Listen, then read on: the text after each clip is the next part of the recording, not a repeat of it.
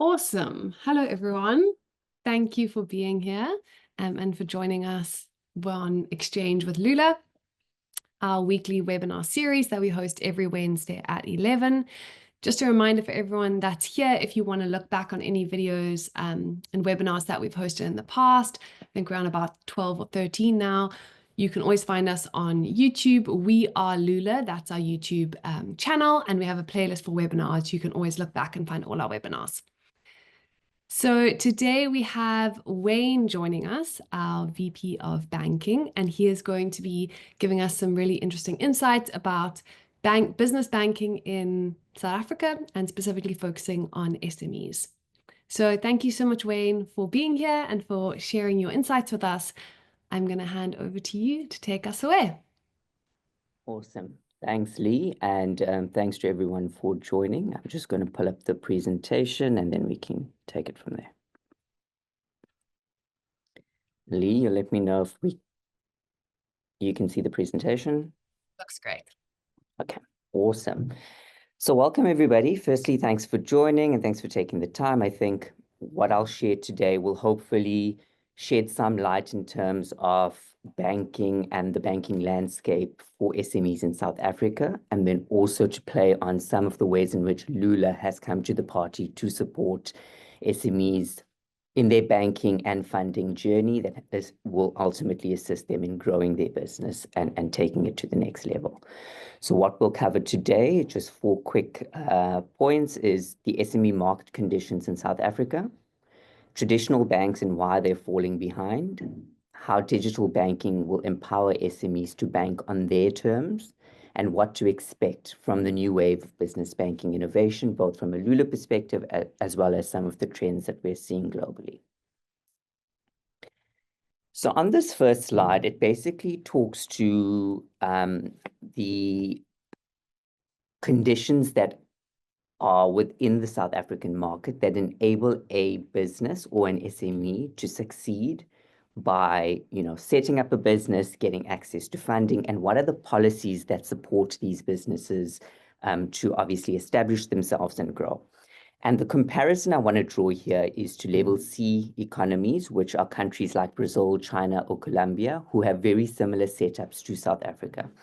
And I think the point to be made here is that when it comes to SME financing, access to financing, and ease of entry into the market, we are relatively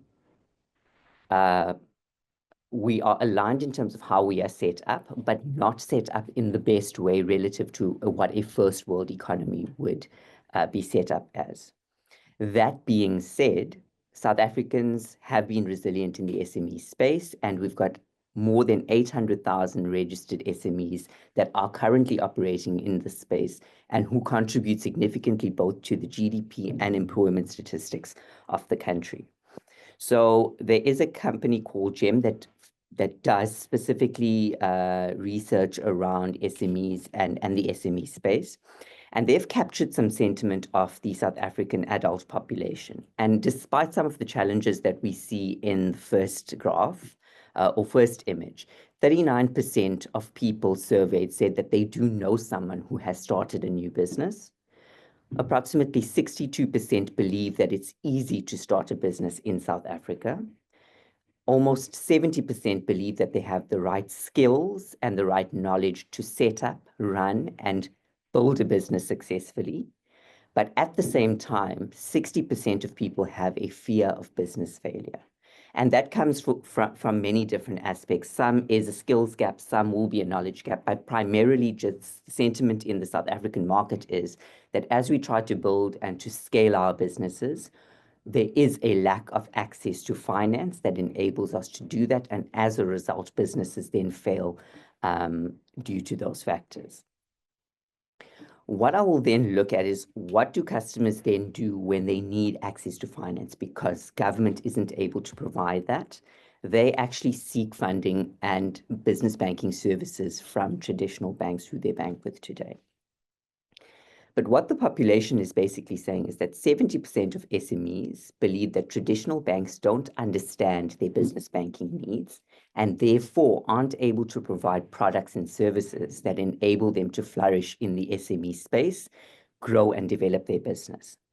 And the key factors that underpin this is that because of the large nature of these banks and the fact that they serve multiple different segments of the market, they are rather slow in decision-making and turnarounds, whereas in the SME space, time is money and they need very fast turnarounds to enable them to make a move and to, actually grow and develop their business. Traditional banks have very rigid requirements and very lengthy application processes. As a result of that, customers end up sitting for long periods of time waiting for an outcome from their bank, but an opportunity may have then passed them. They force our customers or SMEs to go into traditional and time-consuming in-branch processes, fill in tons of paperwork, only to find out that after a week or two of waiting, that they aren't able to provide the loan or the service that the SME requires. And because of how big these organizations are and the heavy cost base that they operate under, it results in higher costs to the end customer or the SME. In addition, 33% of SMEs complain that there isn't enough time in the day to get everything that they need to do for their business done. Yet these traditional banks are asking them to follow a queue in branch, to queue on a call center line just to speak to a random support consultant who doesn't know their business from the next, and to once again complete tons of paperwork only to find out that they aren't able to get that service that they require from their bank. And then one additional need that has been identified is 47% of SMEs have cited that a dedicated relationship manager is a key requirement as a service provision from their bank with regards to their SME banking service. And the requirement for it is they need a banker that knows them and knows their business and is able to provide insight in terms of new propositions that are coming up that can support their business in their growth and development journey. And as a result, the banker then is able to walk that path or walk that journey with the business or the SME owner over a long period of time. Cool. And as a result of that, there was a market that was created for an alternative service to traditional banks, and that is where digital banks came in with a real focus on empowering SMEs. And they do that through many ways that enable them to, one, be more convenient and more accessible to SMEs, allowing an SME to bank when it is convenient for you, not on the terms of the bank based on specific hours, of when the branch is open or when people are accessible for a conversation. Secondly, they're faster and more flexible. They have much quicker application processes and much quicker turnaround times. And largely, these fintechs or digital banks have little to no paperwork required in order for them to give you the same service that you would ordinarily get from a traditional bank. Digital banks are able to give you superior customer service that is standardized because it is dedicated bankers that are allocated purely for the focus of SMEs. And they then additionally provide chat services as well as 24/7 support that enables an SME to bank, once again, on their terms and in a time that makes sense for them. They are innovative in that they bring in digital-first solutions where they incorporate third-party integrations, for example, accounting software packages that enable you to bank all in one place, creating almost a marketplace for banking services within one ecosystem. And because of the low infrastructure costs around not having branches, etc., fintechs or digital banks are able to keep the costs low and to make sure that they can provide then to the end user a much more cost-effective product that is very focused and that is able to serve the needs of SMEs and of customers in general. Cool. So I want to take it back to Lula. This is a Lula webinar, so we have to do a bit of a product plug, but ultimately really showcasing what the experience of a Lula client is and how it varies or differs from traditional banks. We had a customer who approached us in June 2024 who had a very well-established relationship with a traditional bank. But in their time of need, when they required funding, they weren't able to receive that funding from their bank, and they were disqualified for funding in essence. They came to us in June 2024, reached out to one of our sales consultants who facilitated the origination or opening of their bank account. The banker walked the journey with the customer by facilitating or assisting them to move their payments over to Lula within that month.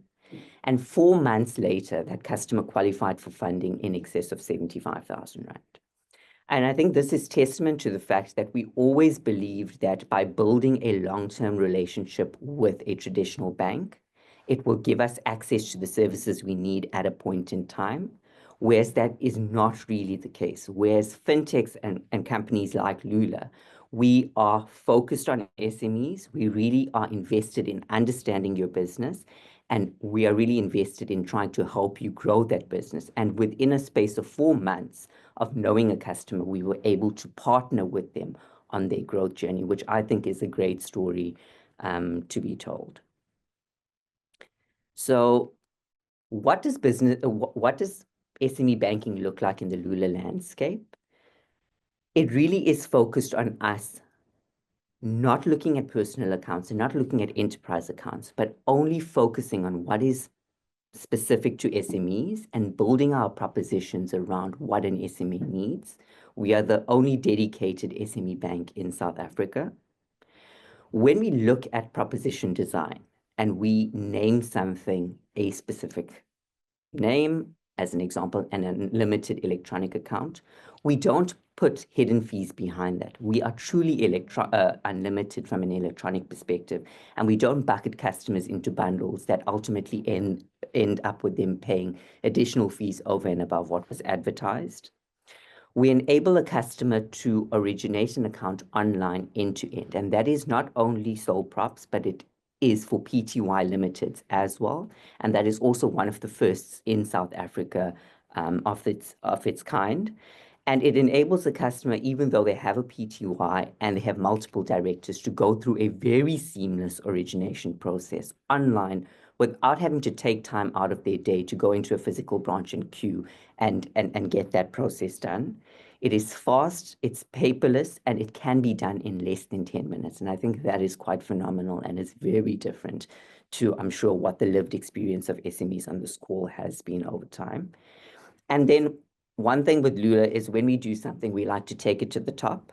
So we've decided to actually create what we call business class banking and really shift the way in which people experience banking and make it truly business class by bringing in a dedicated business relationship banker support that is embedded with our unlimited proposition, where you directly communicate with a banker that you know and that knows you, and someone who really understands your business and understands where you're trying to take it, and they partner with you on that journey to actually get you to the next level. So I'm not sure, Lee, at this point, if we do have a customer on the line that would like to volunteer to participate. Do we have any brave business owners on the call who are willing to put their hand up? It's nothing scary. Wayne, maybe you want to give a little bit of context on, they don't have to speak, or maybe give a bit of context to. Sure, absolutely. So we talk about business class banking, and I think when you think business class, you think of something Rolls-Royce. And I think what we've built here and what we want to demonstrate is just how quick and easy it is to do business with Lula. So what we want to actually showcase here is when somebody goes onto a form that basically is submitted showing interest in our business bank account, just how quickly our bankers are able to look into that and to actually get in contact with you to take you on that journey of originating your bank account with Lula. So if somebody is brave, we can get someone to put their hand up. If not, we can probably go with you, Lee. Last chance. Anyone want, you won't have to do anything scary. If we don't have any takers, then Silas, I feel like you are the one. would you be willing? Silas, would Yeah, you no, be it's willing? all good. I'm willing. Okay, sure. So Silas, in terms of process, Lee is going to send you a link to a type form, and all you have to do is populate the form and just let us know when the timestamp of when you submit that form, and then just confirm with us how long after you submitted that form the banker got in contact with you. And you don't have to do it live on here. You can just pop those timestamps on the chat and we'll pick up the conversation thereafter. I'm going to add the link to the chat if anyone else also wants to try. Cool. Thanks, Lee. Thanks, Wayne. Thanks, Silas. Cool. So moving swiftly along whilst that process is happening in the background, what I really want to just touch on very quickly is, banking is moving, technology is moving, and Lula is moving along with that. So when we look at the next wave of business banking and innovation, Lula is very focused on making sure we are at the cutting edge of products, features, and services that are really going to shape and change the way in which SMEs experience banking and experience growth by leveraging the SME bank. And what's coming next in our space is we're starting to digitize our cards and enabling that to go into wallet. So your tap to pay card functionality will be coming very shortly. We are working on things like accounting integration with your existing accounting software packages like Sage and Pastel and the like, where you would be able to integrate that with your Lula bank account. And there's one exciting release that is currently in beta phase, but existing customers can participate in at this point in time, is we are in the beta phase of our banking app release. We do have users currently on the app who are currently our beta testers and are basically providing feedback so that we can make sure that we plug any gaps, any holes, and make sure that when we take this app to market in an open market, people are able to interact with it and able to do everything that they can do with their traditional banking app and then a bit more. And then if we look at where the market is moving globally, we're moving into a very strange world, and I'm sure people hear about AI and chatbots and all of these things, but we don't really understand what that is. But it's not necessarily a bad thing, because what the world is moving towards is something called hyper-personalized financial services.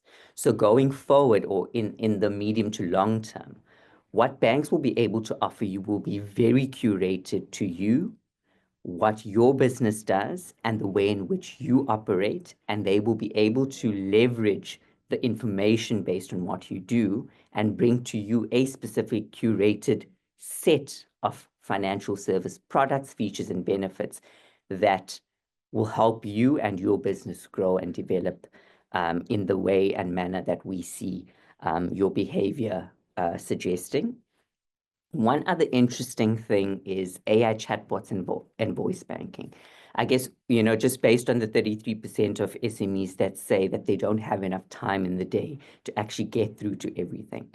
Rudimentary bank functions, as an example, will be chatbot driven, where you could actually speak into your banking app to a chatbot and ask that chatbot to facilitate a particular function or to create a particular banking transaction for you without having to go through the process of logging in and facilitating that yourself. And one interesting thing that's coming up is decentralized and community banking. And I think if we can liken that to what exists today, customers like SMEs and yourself come to a Lula and then obviously get funding from Lula. But down the line, banks and fintechs are going to be more an intermediary in these particular spaces, enabling peer-to-peer lending type capabilities, where the banks and fintechs actually just facilitate the contracting between two different parties, which will obviously make banking and funding much more accessible down the line and in the long term. So those are some of the key insights, and I know it was a rather short webinar, but we do have more in store for you.